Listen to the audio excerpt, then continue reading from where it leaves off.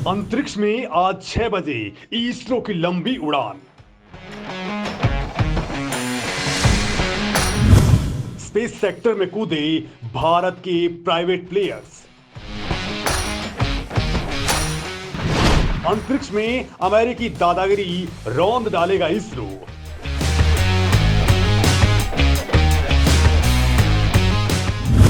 इसरो के बवंडर को देख चीन की उड़ने लगी हवा। दोस्तों, आज शाम 6 बजे कुछ ऐसा होने जा रहा है कि नासा से लेकर एलोन मस्क और चीन की धड़कनें बढ़ी हुई हैं, क्योंकि अब अंतरिक्ष के दरवाजे तक दस्तक देने के लिए मोदी सरकार ने सबसे बड़ा गेम कर दिया है। श्री हरिकोटा के सतीश धवन अंतरिक्ष केंद्र में PSLV C-53 तैनात हो चुका है। उल्टी गिनती चल रही है और दोस्तों, बस 6:02 पर इसरो एक ऐसी उड़ान पर निकल पड़ेगा जो भारत को अंतरिक्ष की सुपर शक्ति बना देगा। दोस्तों, इसरो का ये रॉकेट अब तक 55 मिशन लॉन्च कर चुका है। तो फिर आखिर इस मिशन पर दुनिया की नजरें क्यों टिकी हुई हैं? क्यों ये एलोन मस्क की नींद हराम कर रहा है? इसरो ऐसा क्या कुछ करने जा रहा है कि दुनिया की तमाम स्पेस एजेंसियां नजर गड़ाकर बैठी हुई हैं? और आखिर जापान, यूरोपीय यूनियन, UAE, बहरीन जैसे देशों के बाद क्यों कोलंबिया को भारत की अचानक से मदद की जरूरत पड़ गई है? ये बात जानना आपके लिए बेहद जरूरी है। और दोस्तों, इस वीडियो में मैं आपको जो कुछ बताने वाला हूं वो आपको भी हैरान करके रख देगा। दोस्तों, सबसे पहले तो मैं आपको बताता हूं इस बेहद खास रॉकेट के बारे में जो तैनात होते ही भारतीयों के उत्साह को बढ़ा रहा है। दोस्तों, ये रॉकेट सिंगापुर के 3 उपग्रहों को साथ लेकर के जाएगा। आज के अभियान में ये 6 नैनो उपग्रह भी अंतरिक्ष में लॉन्च कर देगा। इसमें भारत के 2 निजी अंतरिक्ष स्टार्टअप के उपग्रह भी शामिल हैं। अंतरिक्ष में उड़ान के लिए श्री हरिकोटा में देश का सबसे भरोसेमंद रॉकेट PSLV C-53 तैनात हो चुका है और आज शाम 6:02 पर यह अंतरिक्ष के लिए उड़ान भर लेगा। इस मिशन की खासियत यह है दोस्तों कि इसरो PSLV रॉकेट के स्टेज 4 का इस्तेमाल उपग्रह प्लेटफॉर्म के तौर पर करेगा। यानी दोस्तों, सभी उपग्रहों को उनकी कक्षा में स्थापित करने के बाद PSLV रॉकेट का 4th स्टेज यानी PS4 भी एक उपग्रह की तरह ही धरती के ऑर्बिट में चक्कर लगाना शुरू कर देगा। ये पहला मौका है जब PSLV का 4था चरण पृथ्वी की कक्षा में एक स्टेबलाइज प्लेटफॉर्म के तौर पर परिक्रमा करेगा। दोस्तों, इस PS4 में सौर पैनल और लिथियम आयन बैटरीज लगी हुई हैं और जिससे ही इस प्लेटफॉर्म को एनर्जी मिलती रहेगी। दोस्तों, इस अभियान में जो 6 पेलोड होंगे, उन 6 पेलोड्स में से भारत की 2 कंपनियों ध्रुव एरोस्पेस और दिगांतरा के पेलोड्स भी शामिल हैं, जिनको हाल ही में मोदी सरकार की बहुत ही महत्वाकांक्षी योजना के बाद इन स्पेस ने अपनी अंतरिक्ष गतिविधियां शुरू करने के लिए अधिकृत कर लिया गया है। ध्रुव स्पेस का payload Dhruva space satellite orbital deployer और दिगांतरा की proton dosimeter payload robust integrating proton influence meter इस प्लेटफॉर्म से जुड़ेंगे। दोस्तों, ये PSLV का 55वां और कोर एलोन वर्जन का 15वां मिशन है। दोस्तों, अब इस सफल उड़ान के बाद PSLV रॉकेट 1999 के बाद से 36 देशों के 345 विदेशी उपग्रहों को भी अंतरिक्ष में स्थापित कर चुका होगा।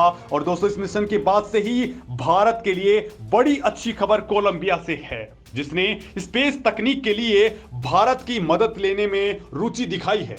भारत में कोलंबिया के राजदूत ने इसरो चीफ एस सोमनाथ से मुलाकात की है और इस मीटिंग में इसरो चीफ ने कोलंबिया को हर संभव मदद का वादा किया है। मतलब दोस्तों, इसरो के अंदर कुछ ऐसा है जो बाकी दुनिया में नहीं दिखता है और यही वजह है कि दुनिया के तमाम देश इसरो से अपने सैटेलाइट लॉन्च करवाने में यकीन रखते हैं। तो वही दोस्तों, अब मैं आपको जो कुछ बताने वाला हूं वो आपके लिए बेहद जरूरी है और वो है इसरो की असली उड़ान के बारे में।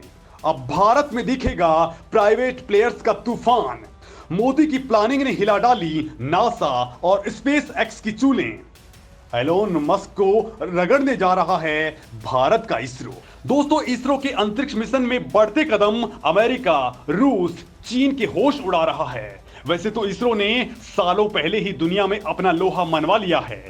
इसरो ने कुछ साल पहले ही 104 उपग्रहों को अंतरिक्ष में एक साथ भेजने का रिकॉर्ड बना लिया था और उसके बाद चांद और मंगल पर मिशन भेजकर दुनिया को चौंका दिया था। लेकिन अब इसरो अंतरिक्ष विज्ञान के क्षेत्र में ऐसे कदम आगे बढ़ाने जा रहा है जिससे भारत को स्पेस टेक्नोलॉजी में दुनिया में मीलों आगे नहीं बल्कि कई प्रकाश वर्ष आगे कर देगा।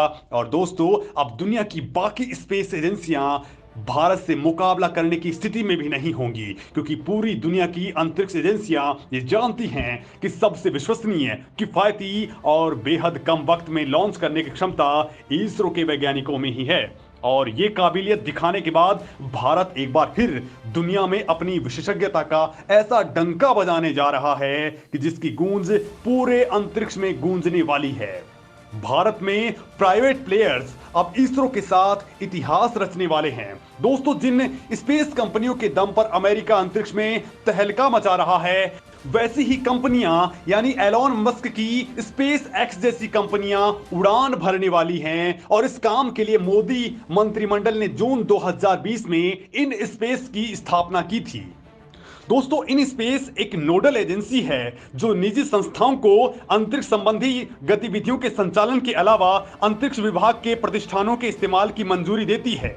दोस्तों, पीएम मोदी का भी कहना है कि ये एक्सपोनेंशियल इनोवेशन का टाइम है जिसे अभी हासिल किया जा सकता है। दोस्तों, हमारे देश के टेक सेवी युवाओं ने स्पेस को लेकर के कई स्टार्टअप्स बनाए हैं जो आने वाले वक्त में भारत के अंतरिक्ष कार्यक्रमों को नई ऊंचाइयों तक ले जाएंगे। ये सभी स्टार्टअप्स ऐसे आइडियाज पर काम कर रहे हैं जिनके बारे में पहले से ना तो सोचा गया था और ना ही जाना गया था, या फिर प्राइवेट के लिए ये एक असंभव सा कार्य माना जाता था, लेकिन अब ये हो रहा है। और दोस्तों, भारतीय राष्ट्रीय अंतरिक्ष संवर्धन एवं प्राधिकरण केंद्र यानी इन स्पेस ने देश की इन तमाम निजी कंपनियों को मंजूरी देना भी स्टार्ट कर दिया है, जिससे देश में निजी क्षेत्र द्वारा अंतरिक्ष में प्रक्षेपण की शुरुआत हो सकती है।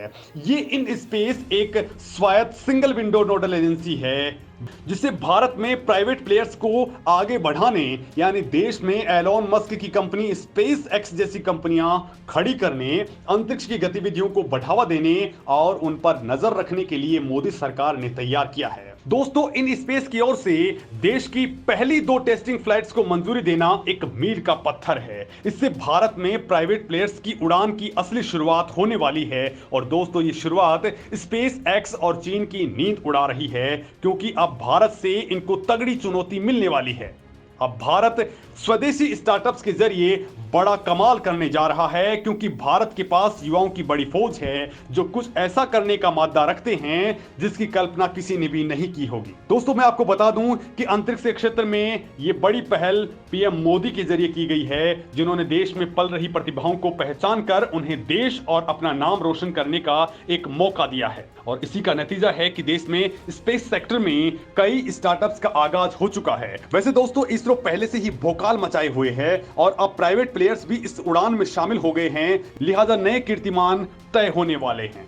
और इसी के चलते नासा की चूलें हिली हुई हैं, तो एलोन मस्क भी बेहद परेशान हैं, क्योंकि दोस्तों, नासा और बाकी दुनिया की एजेंसियों से तुलना करें तो अमेरिका की स्पेस एजेंसी नासा का सालाना बजट ही $23.3 बिलियन का है, तो वहीं यूरोपीय स्पेस एजेंसी का सालाना बजट $7 बिलियन का है, जबकि दुश्मन देश चीन की स्पेस एजेंसी का बजट $8.9 बिलियन का है। वहीं रूस की अगर हम बात करें तो उसका बजट $3 बिलियन का है। और इसरो की अगर हम बात करें तो यहां सालाना बजट केवल $1.8 बिलियन का है, यानी करीब 13,700 करोड़ रुपए का है।